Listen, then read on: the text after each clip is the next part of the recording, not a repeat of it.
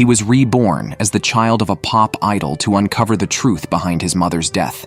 The protagonist, Akuya, was forced to embark on an unforgiving path into the world of show business. Additionally, he once again teamed up with Akane to take on roles in a popular IP in Tokyo. Even though they were merely playing two villainous characters with minimal interaction with the protagonist, this was irrelevant to Akuya. His sole purpose for being here was to investigate and find the man who killed Hoshino Ai's biological father. Making their debut on the grand stage of a popular theater production, for Akane, his girlfriend, and Kana, who wanted to be his girlfriend. Both had been lukewarm in their careers for many years. They both wanted to seize this rare opportunity to boost their exposure and fan base. Today was a staff meeting where everyone first rehearsed the script and showcased their styles. The members of LALAAI naturally excelled, constantly surprising everyone. Although it was Akuya's first time on a theatrical stage, he was attentive to his surroundings and his acting was flawless. The most anticipated were Kana and Akane, two young talents who had emerged one after the other in the same era. One was completely immersed in her role, while the other was adept at adapting to her fellow actors. Their contrasting styles perfectly juxtaposed each other. However, today, a heavyweight theater actor would join them. Taiki, with his special effects of scattering flowers, instantly drew Kana into her role. Yet, the talented actress became excited, as she was not one to adapt easily. Those were merely constraints for her.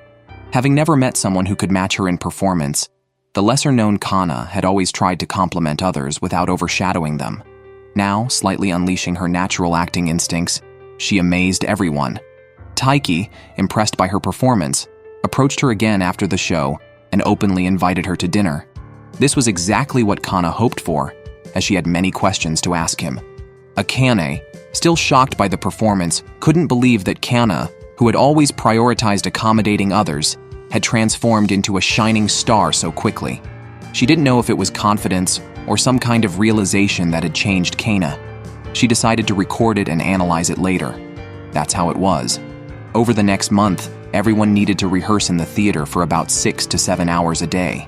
Due to schedules and call times, not all the leads could always gather to rehearse together, so it was common for everyone to practice independently. And, due to the nature of their roles, the actors naturally formed small groups. For instance, the trio of lead actors, or a company like LALAAI, or even the extras group, but the most unique is Akuya.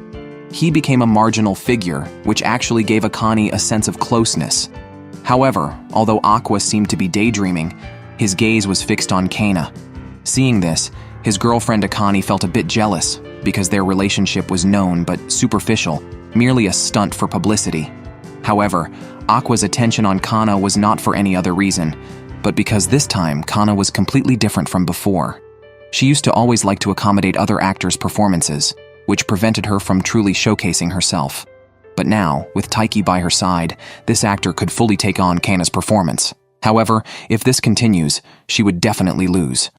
Upon hearing this, Akane became even more upset, repeatedly confirming his status as a straightforward steelman.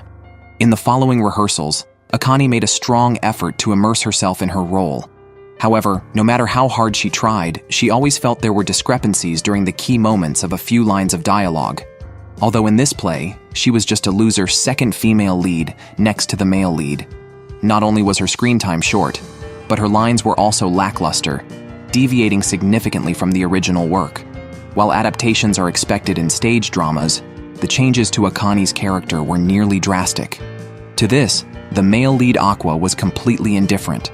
Compared to their last romantic reality show, this stage drama was vastly superior. However, to address Akane's concerns, Akuya took the initiative to speak with the producer, risking offending the scriptwriter to explain the issues he encountered. While everyone was having a lively discussion, Ms. Yoriko arrived at the theater with the original author of the play. Yoriko greeted everyone warmly, but the author, suffering from social anxiety, always hid behind, not daring to meet anyone. In a gathering full of handsome men and beautiful women, she always felt like a pitiful goblin. Nevertheless, she endured and watched everyone's first dress rehearsal. Although it was just a simple run-through of the script, the final effect was very good indeed. Indeed, good actors can always bring out the true charm of their characters. After a round of praise, the original author proposed an idea to modify the script. Everyone was a bit shocked, but when the author said they wanted to change everything, everyone was even more stunned.